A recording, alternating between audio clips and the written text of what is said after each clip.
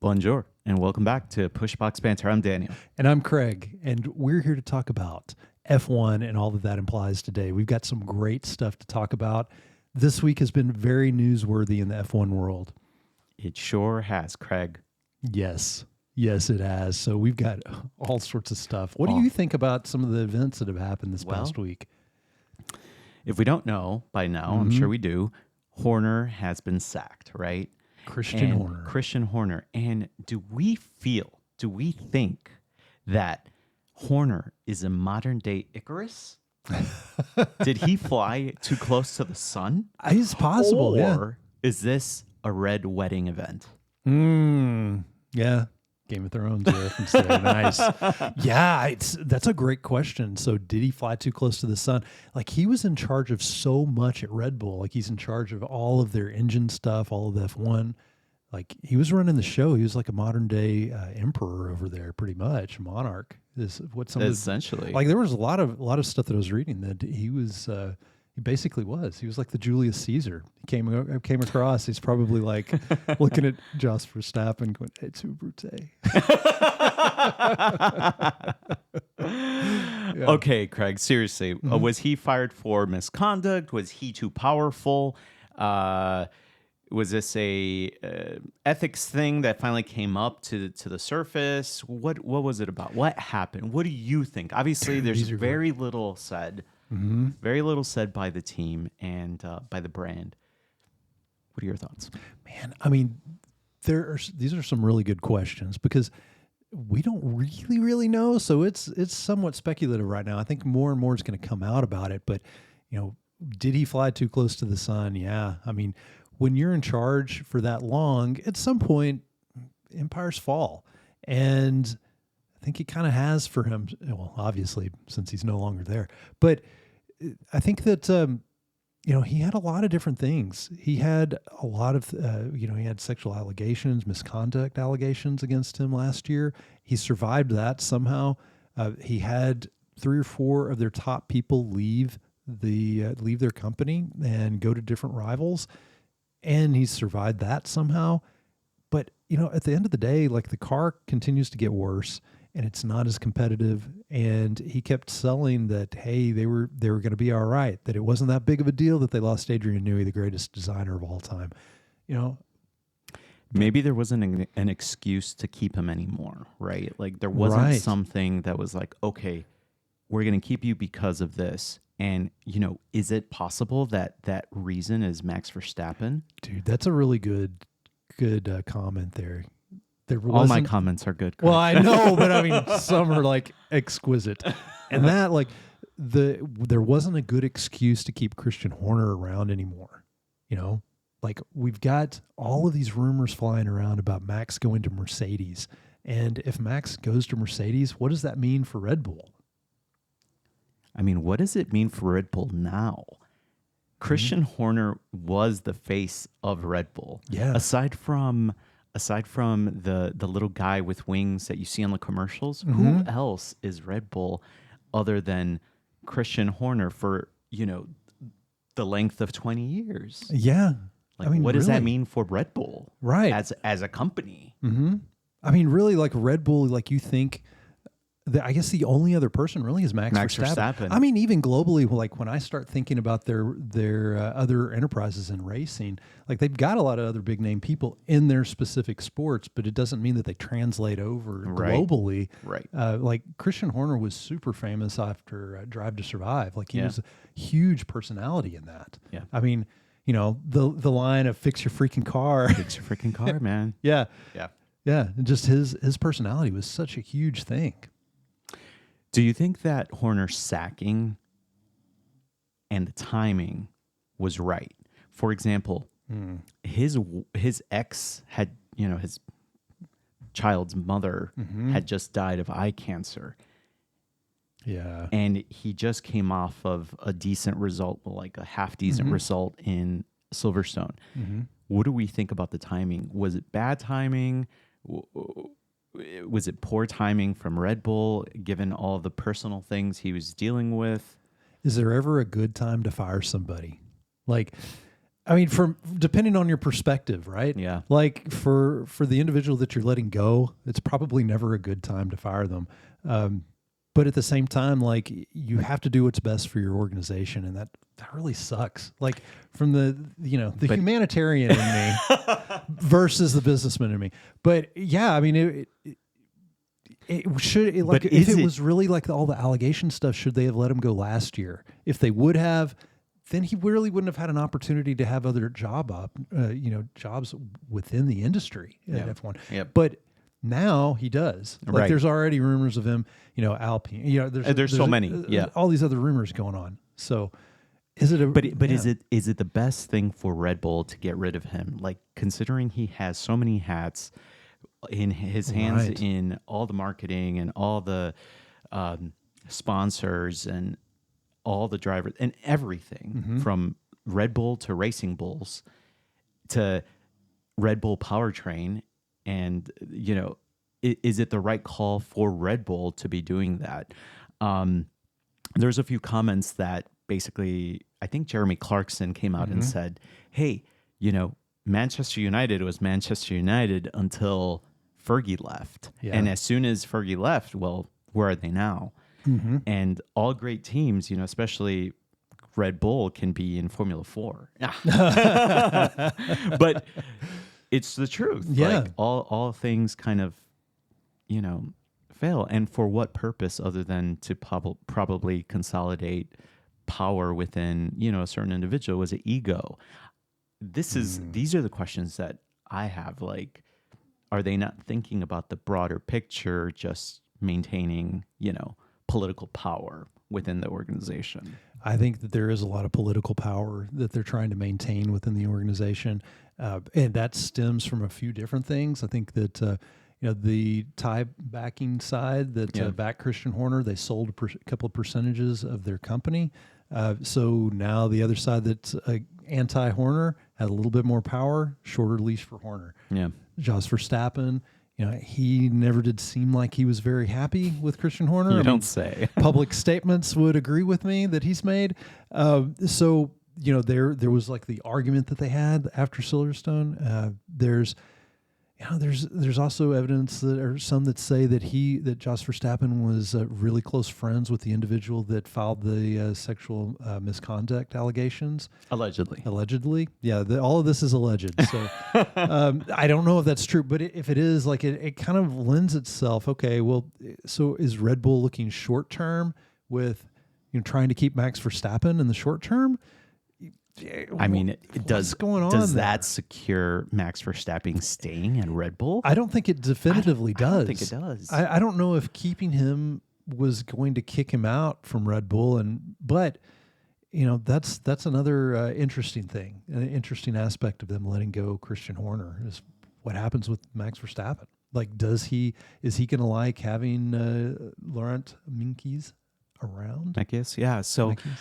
Yeah, I don't know. mispronounced. That's a good question. What I'm curious about is, do you think if Max Verstappen had publicly backed Christian Horner, would he have left? Would he have been gone? Like, where was Max in all this? And what part does Max have to play? Because his thank you was very like level, right? Right. It wasn't very emotional. It wasn't a whole lot of anything. I wonder what the conversations were and what the involvement of the Verstappen camp was. I mean, we know there was some because obviously Jos, like you mentioned, had been asking for his sacking for a while. So I'm just curious, where was Max in all this? That's a great question. Like, where was Max in all of this? Like, Well- what were his feelings about it? Like, he never throughout the whole thing. He was always. I'll tell you where he was. Supportive, but not. Yeah, he wasn't like either. He was in Sardinia. Well, that's true. So, I'm just kidding. Well, no, I mean, this past week, like he came, like when Horner's had his sacking, he was up there apparently in Milton Keynes, did some sim race testing, did some testing up there, but then, as we all know, he flew to Sardinia in his private jet. And He was there for 5 hours. I mean, what else was in Sardinia? His yacht and Toto Wolff. And Toto's yacht. And I don't think he was going there to do some RF farming racing against Toto on the front of their yachts. But maybe I'm wrong. Maybe that's why he's there. Maybe that's what he and Toto are into these days. Quite possibly. Yeah. But so I saw the flight tracking details, and the flight tracker did a little Mercedes symbol. when it took off and landed, it followed the symbol of Mercedes. Yeah. Hence, we think that he's going. Yeah. So is he going to go to Mercedes or not? I mean, Toto is like super happy about this potential right now. So the other thing is like the exit clause out of his contract. So would Mercedes buy him out to pay off whatever the exit clause is, or it's kind of come out that if he's not in the top 3 in the Drivers' Championship, then that exit clause kicks in. Yeah. So right now he's 3rd, but George Russell is 13 points behind him. So. He's definitely incentivized. And he's picked up 19 points since the last 2 races, right? So yeah. I think so. Well, he had, yeah. So Verstappen had decent points in Silverstone. Of course, he didn't finish the race before, but yeah. So Toto's probably conflicted. He's got to. I'm sure he is. He's got to get Russell to score more points. But yeah, so that's some interesting stuff there. That is. What do you think about Laurent Mekies? Is he the right strategic person to put in that position, CEO of Red Bull? I think he very well may be. Honestly, like whenever the news first came out, I was like, when I first, this is kind of an off the thing here, sure, but. Yeah. In Silverstone, the pre-race show, I'm watching the pre-race and he's talking, and I was looking at him and I was like thinking to myself, man, when's he going to get promoted out of his current position? Like, where would he go? Which team would he go to? And I'm kind of thumbing that through my mind, and then I kind of let that thought go. And then a few days later, Christian Horner's gone and he's taken his place. And I'm like, okay, there it is. Yeah. But so I looked through a little bit of his history. He's got mechanical engineering background, undergrad, graduate degrees. And he was also, he's been in racing with multiple teams, was with Toro Rosso originally, was part of Sebastian Vettel back in, I think, 2008-ish, somewhere in there. And then also, he was part of the development with the FIA on the Halo with the car, so he saved some people's lives there. So pretty cool stuff. And then he's also worked with Ferrari, kind of worked up the ranks there, and then went back to Racing Bulls, and now he's with Red Bull. So I don't know. I mean, he's got a good resume.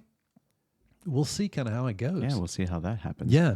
What about the rival teams? How are they reacting right now? I think as a rival team, if you're trying to beat somebody else, any chaos at that team is probably a good thing. I agree. I think everybody's just like, all right, free reign, let's go. Zach Brown is just celebrating. He probably got another tattoo. He did. He probably has the date written of when Horner was sacked. Yeah. Yeah. Yeah, he's probably got that. I mean, because you look at Christian Horner, and Christian Horner had some great numbers. So he was there, 20 years. So here's some of the numbers. 405 races. Wow. Out of those 405 races, he's got 124 wins. He's got, 12 sprint wins, 287 podiums. He's got 100 fastest laps, 107 pole positions. He's got 8 drivers' champions and 6 constructors' champions. I mean, those are great numbers. Of course, he's not behind the wheel, but he's putting everything in place, making everything spin the right way. So like Martin Brundle once said to him, that's why you never made it into Formula One. That's right. Yeah. Yeah, that's right. Well, that's an interesting story. Like he got up to Formula 3000, which is F2 at the time, but he gets there and he realizes he's never going to be fast enough. He can't physically make himself do the things that some of these other drivers could do. And he was wise enough to get out of that. And he started his own team. Pretty cool story. Yeah. Really cool story. Yeah. Well, do you know how he met Helmut Marko? No, Craig. Tell me. So one of the cool little stories, when he was running his own team, he had to get a trailer for his own team, to take some of the gear around and so forth. So who does he go to? Who does he end up getting in touch with? Dr. Helmut Marko. And that's where he meets him first, is buying a trailer off of him. A couple years later, Helmut Marko's the one that introduces him to the Red Bull owner at the time, and that's when he ends up getting hired. To Dietrich, yeah. So, yeah, kind of interesting. Some of the things you never know who you're buying from, so be nice when you're buying stuff from people. Yeah, Exactly. might end up in F1. Yeah, so I mean, but he's like his race win percentage and so forth. I mean, that ranks at the very best over that 20-year time frame. I mean, Mercedes was probably a little bit better. A lot of theirs was this, pre this new car era. But yeah, Does Horner's exit kick off another silly season, but this time for team principals? yes, it most definitely does for team principals and potentially for everything else. Yeah. Yeah. It's quite wild. I think having Max Verstappen in there in the mix now, I don't think that it solidifies Max staying with Red Bull. I don't think so either. No, I think that it definitely opens up the door for where he can now like look at Mercedes and look at any other teams with kind of an open mind. Like, he doesn't owe any loyalties to anybody except, Helmut Marko. Yeah, pretty much. Pretty much. Yeah. Mm-hmm. That's true. Is it possible that Horner come back with another team, maybe owning a stake? Obviously, there are some rumors about possibly going to Alpine, buying a stake there. I mean, everybody owns Alpine. Yeah, right. Why not? Yeah, definitely. But then that would mean working with Toto Wolff because, of course, Alpine is going to a Mercedes engine in 2026. So how would that work? Yeah, that's a good question. Fix your freaking engine. I know, man. He's going to blame the engine on him all the time. Although those Mercedes engines, they're pretty good. They don't really have that many problems. You never hear about them having they're issues reliable anymore. at least. Yeah, I know. And they're winning. Yeah, I think. Yeah, I mean, the Alpine. I think that's a huge thing for him to go to potentially. That's an interesting one. Yeah. Yeah, there is mention of possibly a 12th team, possibly a Chinese team. Oh, really? Yeah. That's what Ben Solomon was saying, that they want to get into the market and they're open to a 12th team. And I think everybody else knows that there's money to be made there. So it could be that he creates a consortium of investors and tries to partner with the Chinese brand, BYD or something. That would be interesting because, I mean, China is the biggest car manufacturer in the world now. That's true. Yeah. Exactly. So who's to say that's not a possibility? And he'll come back and probably be a nightmare for all these other team principals. I guarantee he would. Oh, be. yeah. You already know it. He's going to come back with force. Yeah. And he has he's on gardening leave right now and they're in negotiations for settling, like cutting his contract and everything. And I think it's somewhere, I think the first figures that I've seen is around 66 million pounds, something like that. Yeah. So he's going to be well off whatever happens there, but then he's also going to have the opportunity to go to another team. But when you think about it, like he has so much power or had so much power within Red Bull and was in charge of so much. Like he knows so many things about all the engine manufacturing that's going to go on, everything, all the other designs, and then also bringing that over to another team. Any team is just going to be salivating to have him on. He's board. a one-stop shop. They're not getting a team principal. They'd be getting a whole operation. You're talking about getting an F1 mastermind. Yeah. Basically, honestly, like he's potentially like one of the greatest minds, or has the greatest knowledge. Probably top 5 out of anybody that you could get for the past 20 years. Amazing, so good for him. I mean, it's an opportunity, just like anything, right? Any door closes and 10 will open. Yeah. You mentioned the Horner's on a gardening leave right now, right? Do we think that he's going to start a new show, maybe called Horner's Farm? Yes, he's going to compete. It's going to be a tractor racing farm, and he'll be competing against Jeremy Clarkson. Formula Tractor. Yes, that's really. You saw them talking. There's a lot of shots about them. And they were talking before the Silverstone race. That's really what they were talking about, is their plans for their TV shows. Yeah, he's moving in near Jeremy. Oh man, that's great. That's great. But overall, my thoughts on Red Bull and their firing of Christian Horner, I really feel that they've lost their identity. I don't know. It's like it's true. Hand in hand. He cemented himself into that team. Like he is the team. And for them to get rid of him, it's really something else for me. I don't know how to process it really. Yeah. It really is. Yeah, I agree with you. But what else do you have for us, Craig? Man, so gosh, Christian Horner, huge thing. We've talked a little bit about Max Verstappen, we've talked about Mercedes, but also and we've talked a touch about Christian Horner and where else he would go. And one of the rumored places that he would go is Ferrari. What do you think about that if he was to go to Ferrari? I think it would be a very interesting move for Ferrari, and it would cause or be a catalyst for a lot of other things to happen. For example, I think Hamilton would leave. Or do you think he'd leave right away? Not right away. Yeah. Not As soon as he not a could? revolving Yeah. door where one guy comes in, another guy Yeah. goes out. But I think he wouldn't extend his contracts. I think Mm-hmm. that would be about it. I don't see them being a powerhouse duo like Max and Horner, Mm-hmm. but for sure, it would be, I think, a catalyst for that. Yeah.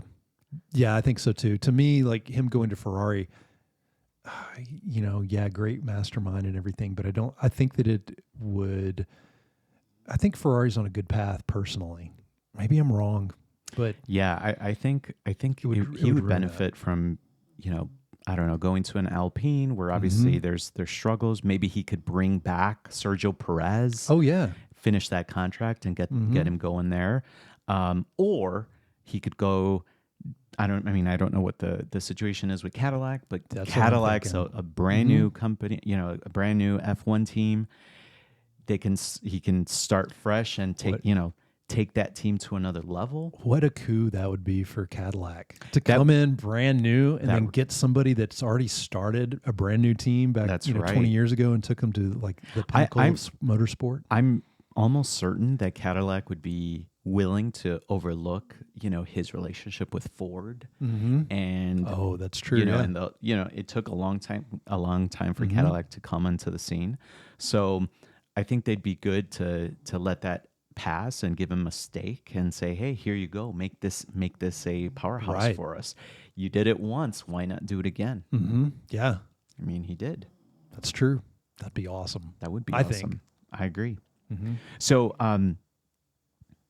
well, lots to unpack there, and obviously, as the situation unfolds, we're going to get more and more information. But what do you have for Spa? Spa's right around the corner. Do we think or is there something else? Yeah, so before we talk a little bit about Spa, we didn't touch too much on Nico Hulkenberg last Okay, week. We yeah. talked a little bit and we cheered for him at the very opening of our broadcast, but we didn't talk too much about him. Okay. And I think Nico Hulkenberg, he deserves a little bit of talk. I love that. Yeah. He deserves some airtime, Yeah, he even on definitely this does. podcast. That's right, man. He does. He does. Yeah.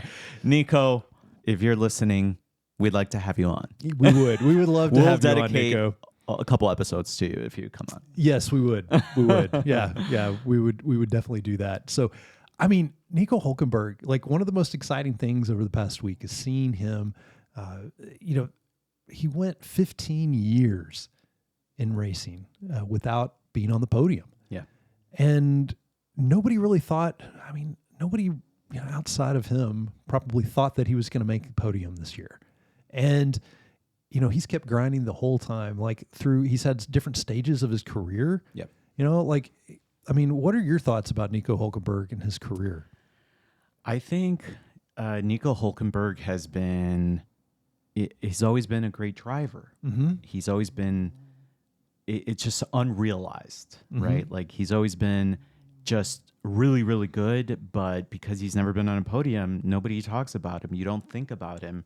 You hear him when somebody's overtaking him because Right. he's just been in the wrong place at the wrong time for many, many years. Yeah. But good enough to maintain his position and to compete with his teammates. I was a fan of his in Force India, and when he made his leap to other teams, he's always been a benchmark really for some of the other drivers. So I like him. I like him as a driver. He's got a personality. He's everything you'd want except a winner. But now he's made the podium. Yeah. And it's not that he isn't a winner. He just hasn't had that opportunity to win. Do you think he's ever had a car good enough to win? Like in all of the years that he's been racing with F1. I don't think so. Yeah. I don't think so. You know, it's weird. He started out in 2009, and Williams had him race one race, and he actually was a pole sitter. Yeah, and he's actually had like a couple of races where he started, or at least one race where he started front row before, but that was like as close as he ever got. He had a couple of P4 finishes throughout his career, and then now this year he goes to Sauber. Everybody's thinking, remembering Sauber last year and how horrible they were, and and then all of a sudden they start making improvements. He actually has more points than Max Verstappen in the last 4 races. Maybe that's why they let Christian go. But Jonathan Wheatley used to be with Red Bull. That guy's awesome. Yeah, now he's over at Sauber. Yes, they made a few different aerodynamic changes in Spa, and it's paid off big for him. And that's the biggest investment Sauber's ever made, in my opinion. Yeah, having Jonathan Wheatley over there. Mm-hmm. Yeah, so like now Nico actually has somebody that's there. Like he's got some real talent around him, not just the car, but designing and everything. But he's in a good position, and he's actually performing really well. Like he keeps moving up and up and up. It's great to see. Well, it's great to see. What are your thoughts on his like start to finish, like where he's been, where is he now, and what are your thoughts of his like career really? To me, he's always been on a mediocre team. He's never had like the top car. He's never been on a top team. Have you ever thought of him in that way? Like, hey, I want to see that guy in another team. Yeah, I would. Like he was so like he's like the epitome of like an almost great. Like even with Sergio Perez going to Red Bull, like he was the other person they were considering. Then Sergio Perez does really well in a race at the end of the season, so they take Perez. Otherwise, they would have taken Hülkenberg. Yeah. So he was like that close to having some pretty amazing things potentially happen for him at Red Bull. Yeah. And so I mean, he's just all along like he's just right there. But I would love to see him. Yeah. I'd love to see him have a race win. Would be awesome. Well, let's hope. The year's still young. So yes, we're pulling for you, Nico. All right, cool. Mm-hmm. And Spa. So Spa, yes. Spa, the next race in Belgium. It is the next race. And as you guys know, it's in a place that's known for an actual spa. Yes, that's has right. been for a millennia. A very long time. For 3. I don't know. I don't know how far Ask back the it goes. Romans. But the Romans had one there. So yeah. But yeah. And so part of this track, it's one of the original F1 tracks that is still in use today. Part of the track, like they used to use it as a road until 2000. Yeah, that's beautiful place.